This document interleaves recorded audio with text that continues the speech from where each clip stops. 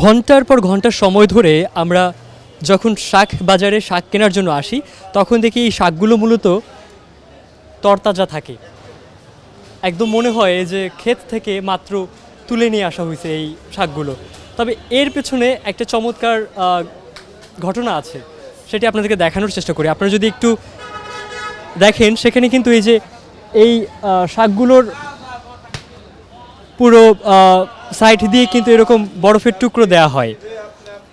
এই বরফগুলো দীর্ঘ সময় ধরে গলে এবং সেই শাকে কিন্তু পানি জমে যায়, যার কারণবশত কিন্তু শাকগুলো খুব দীর্ঘ সময় ধরে ভালো থাকে।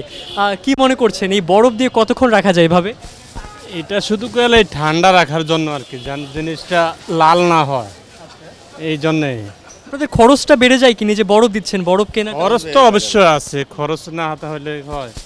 এই যে বরফ কিনে আনতে হয়েছে, বরফ কিনে এখানে বরফ দিতেছি। অনেকের কিন্তু একটা অভিযোগ কাজ করে যে এই বরফগুলো মূলত মাছে যে বরফগুলো দেয় সেটা, এটা কি তাই?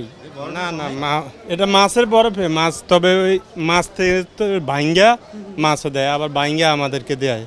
এই কোথা থেকে এই শাকগুলো আসে? এগুলা রাজেন্দ্রপুর থেকে, কেরানীগঞ্জ রাজেন্দ্রপুর।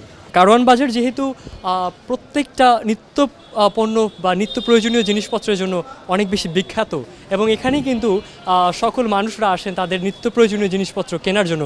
বিশেষ করে শাক বাজারে আপনাদের যে একটা কৌতূহল কাজ করতো কিভাবে একটা শাক সবসময় আমরা ভালো দেখি, সেটা হচ্ছে যে 6 ঘন্টা কিংবা 8 ঘন্টা, এর পেছনে কিন্তু চমৎকার যে ঘটনাটি আছে সেটি হচ্ছে বরফ, যেটি আমরা আপনাদেরকে দেখানোর চেষ্টা করলাম।